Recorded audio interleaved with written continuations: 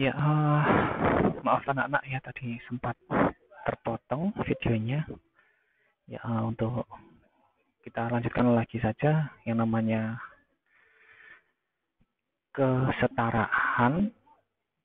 Tentu supaya kita bisa lebih jauh memahaminya, kita harus tahu terlebih dahulu mengenai konsep dari ketidaksetaraan atau lawan katanya ya. Dari kesetaraan, lawan katanya ya ketidaksetaraan. Nah, dan ketidaksetaraan inilah yang kemudian yang sebenarnya yang akhirnya sebenarnya yang membuat menarik dunia ini ada itu ya karena adanya ketidaksetaraan, atau lebih gampangnya karena ada perbedaan. Nah, dari perbedaan itu kadang kan kita manusia itu menilai sesuatu itu kan nggak mau, kok saya ikut disamakan, wong kita berbeda kok. Dan dari situ awal mulanya dari ketidaksetaraan itu kan dari situ. Nah, misalnya ya contoh sederhana saja, misalnya kalian antar teman sekelas itu mungkin dengan orang-orang yang berbeda, ya mungkin kalian akan menganggap diri kalian lebih ganteng atau lebih cantik gitu ya dengan teman kalian sendiri yang satu kelas itu. Walaupun ya sebenarnya ya berbeda, tapi apakah lebih cantik atau lebih ganteng itu kan relatif, tergantung dari penilaian orang per orang ya. Antara orang yang satu dengan orang yang lain itu bisa berbeda. Oke, nah kita lanjutkan saja. Dalam ketidaksetaraan sosial dalam ilmu sosiologi biasa disebut dengan kesenjangan sosial. Ada gap, ada celah ya, yang membuat sesuatu itu memiliki tingkatan-tingkatan yang berbeda, yang membuat tidak seimbang atau tidak setara. Nah, itulah disebut dengan kesenjangan. Ini saya ambilkan saja dari internet, dan materinya ini yang membuat materi ini dari Pak Hari Nugroho, ini sarjana sosiologi Universitas Indonesia ya.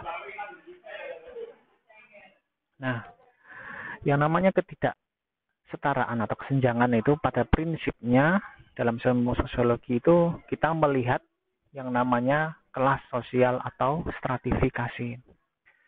Kesenjangan terlihat dalam konsep stratifikasi dan kelas.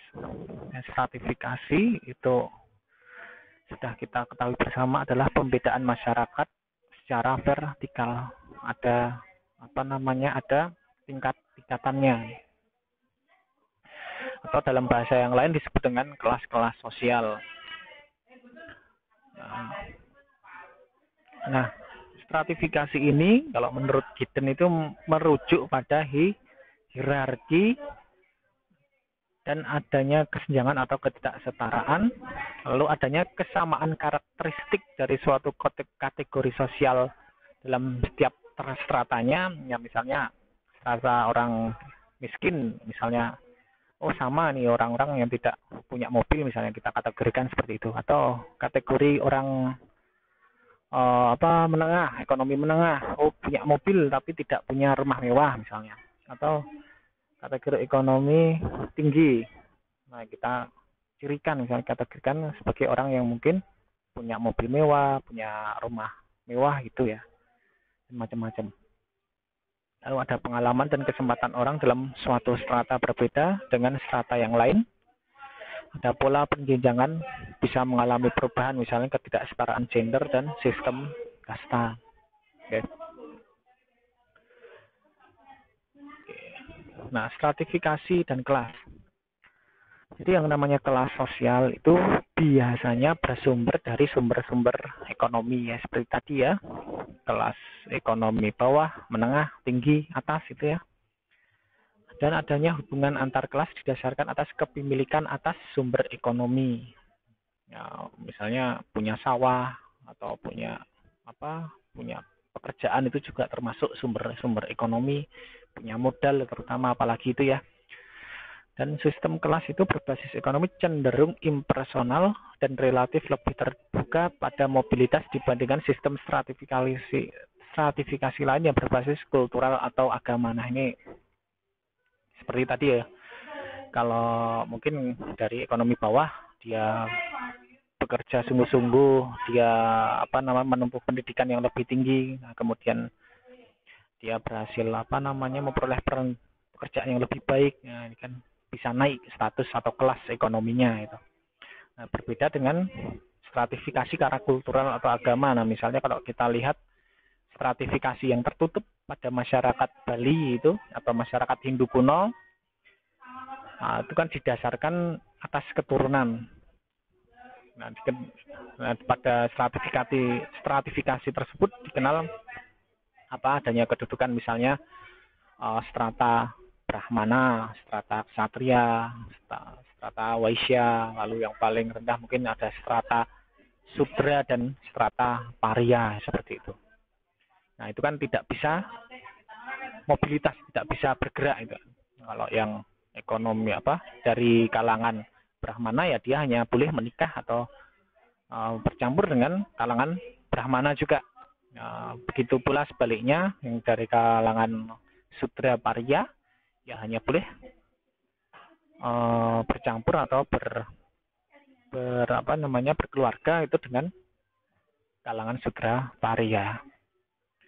Nah, kesenjangan atau ketidaksetaraan dapat juga berbasis etnisitas, ras, gender, dan usia. Nah, maksudnya gimana ini etnisitas? Itu kan jelas ya. Ada strata atau pengelompokan dari suku bangsa, misalnya Jawa, Bali, Papua, Dani, Asmat ya, macam-macam ya. Ada ras, itu terkait dengan warna kulit, ada gender, dan ada usia.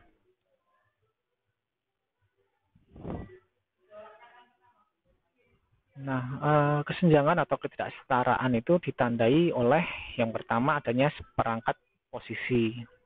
Nah, ini biasanya sangat terlihat dalam pembagian tugas dalam organisasi. Lalu yang kedua ada seperangkat imbalan yang menyertai posisi. Jadi ada imbalannya, ada kalau dalam pekerjaan mungkin ada gaji gitu ya. Yang tentu berbeda antara gaji seorang manajer dengan gaji seorang misalnya pegawai rendahan gitu ya. Tiga, adanya mekanisme seleksi. Ada sorting mekanisme. Artinya apa? Tidak semua orang itu bisa masuk atau bisa menjadi posisi tersebut itu.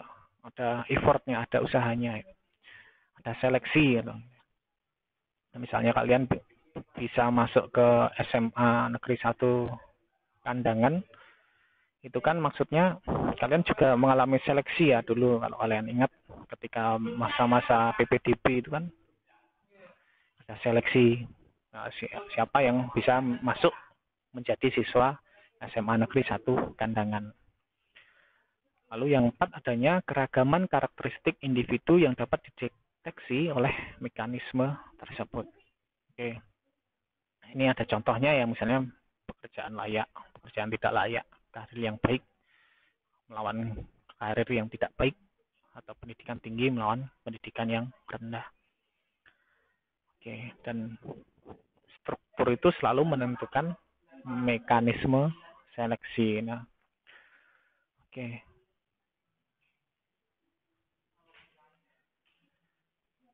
Nah, ini ada proses sosial terjadinya kesenjangan atau ketidaksetaraan.